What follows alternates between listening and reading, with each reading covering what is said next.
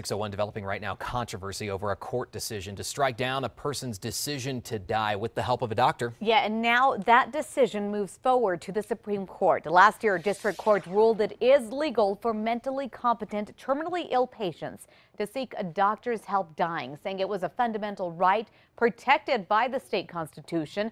But Tuesday, a court of appeals overturned that ruling. A New Mexico cancer patient, along with two physicians, have been fighting for the right for years in court. Now the Court of Appeals split decision puts their battle back to square one. And we are very hopeful going forward that the Supreme Court will appreciate the fundamental, personal, private nature of this right. It's unclear when the New Mexico Supreme Court would rule on this issue. The cooperating attorney with the ACLU tells us it could take another year. We have posted the full Court of Appeals opinion and ruling. Plus, you can weigh in on our KRQE News poll on our website, krqe.com. To the very latest in a toxic spill polluting the water in the Animas River. Today, officials with the EPA will tour that spill area. It all happened a week ago today when nearly 3 million gallons of sludge was accidentally released into the river from the Gold King mine near Silverton.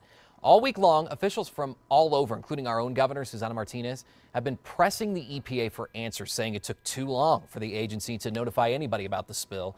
Coming up in our next half hour this morning, what the head of the department is now saying and what a few lawmakers from surrounding states are doing in response to that spill.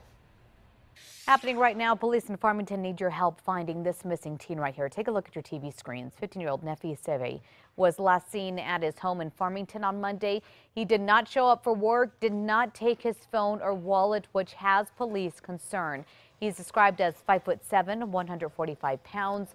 With brown eyes, brown hair, he was last seen wearing a light blue t-shirt, dark jeans, and black and yellow fox brown shoes. New this morning, a major rescue while you were sleeping. All 17 crew members who were on board a U.S. Army helicopter that crashed at sea are safe now. The helicopter went down off Japan's southern island of Okinawa. State-run media there is reporting that out of the 17 crew members rescued, 7 were injured. Police there confirmed the helicopter crashed as it tried to land on a ship at sea. The exact cause is still under investigation. It's now 6:03. Developing right now, St. Louis officials say a state of emergency in Ferguson could be lifted today. This all comes days after protest and violence surrounding the anniversary of the deadly police shooting of Michael Brown. New video this morning shows the moments before Ferguson's shooting on the Michael Brown anniversary. In it, you can see people scatter as 18-year-old Tyrone Harris grabbed his gun before being shot by police on Monday. Harris remains in the hospital in critical condition today. New this morning, a rookie Texas police officer who shot and killed an unarmed college football player is out of a job. Brad Miller was fired from Arlington Police Force yesterday after shooting 19-year-old Christian Taylor multiple times at a car dealership last week during an arrest. The city's police chief says that Miller exercised, quote, poor judgment and should not have approached Taylor alone.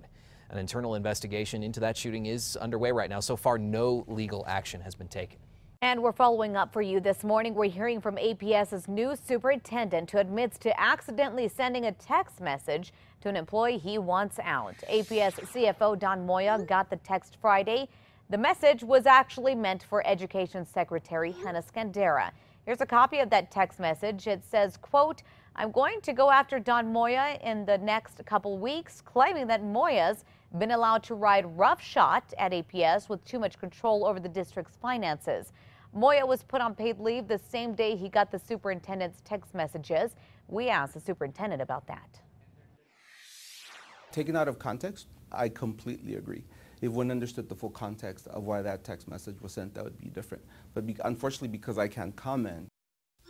No one else is commenting either. No one will say why Moya was actually put on leave. We have the full interview with the APS superintendent on our KRQE News app.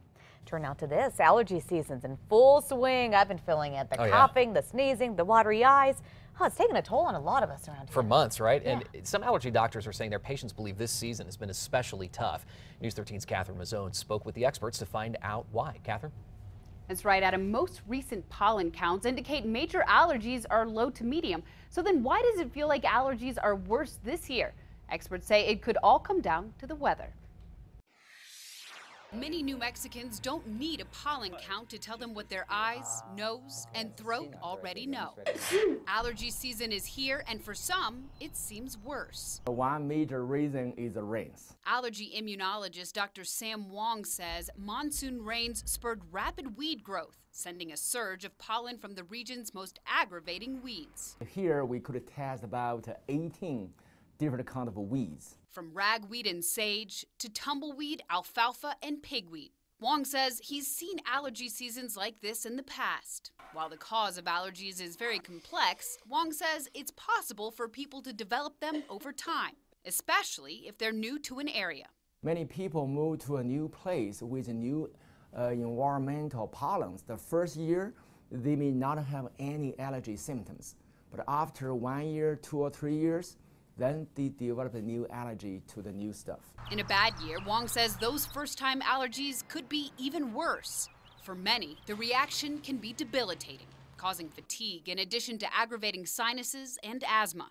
It means some will need to take greater precautions. On bad days, you may need to stay inside more, close the windows, use a HEPA filter. Wong says nasal rinses, antihistamines, and nasal steroid sprays can provide short-term relief, but best of all, in long term, is called allergen-specific immunotherapy. That's when you get natural vaccinations to treat what you're allergic to. They can be pricey, but Wong says they could pay off in the long run. Financially, it saved, both of the studies showed, it saved 35 to 50% for the patients. Wong also recommends wearing a mask on those really bad days, specifically N95 surgical masks. He says those work a lot better than regular medical masks. Back to you. Hopefully that'll help. Thanks, Catherine. For more tips on how to combat allergies, visit our website, krqe.com. Turn out to news out of our nation's capital. Hillary Clinton has directed her team to hand over a private email server and a thumb drive to the Justice Department. The server housed her email during her 4 years as Secretary of State. A top intelligence official says at least 2 of the emails went through the server contained top secret information. This morning, the governor of Colorado says the Animas River could be open to the public again soon. Well, the EPA says, hold on a minute. The EPA told the governor he is getting ahead of the latest test results that have yet to even come back. A week ago today, 3 million gallons of sludge were accidentally released into the river from the Gold King mine near Silverton. Colorado Governor John Hickenlooper criticized the EPA for how long it took to notify anyone about the spill. He says that better not be the case once the water is safe. If there's positive information that scientifically would encourage him to reopen the river, I want to have that information in his hands the moment we have it. And by that I mean in minutes, not in hours. EPA officials say it could be up to Monday before any decision is made to open up the river. Happening in just hours now, New Mexico Attorney General Hector Balderas and attorneys general from Colorado and Utah will all be in Durango. They aren't giving many details on what exactly will be happening, but they do say it's to discuss legal remedies. They plan on holding a news conference at 2 this afternoon on details of the meeting. We'll, of course, update you on that. The head of the EPA says she expects lawsuits to come from that spill. Also happening today, EPA Administrator Gina McCarthy will tour the spill area. It pains me to no end to see this is happening, but we're working tirelessly to respond, and we've committed to a full review of exactly what happened to ensure that it can never happen again. Yesterday, McCarthy went before cameras and apologized. She's going to be traveling to the spill site next at the requests of New Mexico Senators Tom Udall, Ben Ray Lujan, and Martin Heinrich, who say that McCarthy needs to see the extent of the damage herself. They're also asking her to listen to local officials and residents impacted by the disaster. And the head of the EPA says people affected by the spill will be compensated. This as Senator Martin Heinrich says he's now working on a bill to make sure something like this will never happen again. New Mexico's congressional delegation is also asking the EPA for a plan to address the water shortages in San Juan County and the Navajo Nation because of this spill. If you are in one of the areas affected by the Animas spill, water stations are now set up for those who cannot use their well water. Aztec residents who use well water will have access to showers over at the McGee Park Showers from 9 a.m. to 5 p.m. Monday through Saturday. Stations for drinking water will be available between 9 a.m. to 3 p.m. Monday through Friday at the National Guard Station in Farmington. For all other details, go to our KRQE News app. Meetings are being held all week to help people keep up to date on how the spill is affecting them. Residents will get information on the contamination and the ongoing efforts to deal with the situation. State, federal, and local officials are on hand at 6 o'clock tonight and every night through Saturday at the Farmington Civic Center. And you can expect us to be there as the head of the EPA tours the spill. We'll also have coverage of today's press conference. Stay up to date on our KRQE News app, which also includes an interactive map to show you the path of that spill. We turn out to this. A group of teens in Rio Rancho is facing charges after police say they lured another teen to a park to rob him. But wait until you see what the teen victim does next. We must warn you, the video you're about to see is a bit graphic. 18-year-old Quinn Chavez took matters into his own hands and ran over the robbers literally with his car there. The video shows his car hitting 3 teens, one flying into the air. It all happened in Rio Rancho back in May. Just about everybody involved in the interaction is being charged with a crime. So police say Chavez met 19-year-old Christopher Gutierrez at a school and drove him to Western Winds Park. 3 other teens, as young as 16, were waiting for Chavez. They robbed him of his watch, iPhone, and cash, all at gunpoint. Chavez drove after them and then hit them with his car. All 5 teens are now facing felony charges this morning. That includes Chavez. 6:35 now and happening in just a few minutes, making a difference. Yeah, that's the mission behind our Albuquerque Cares campaign.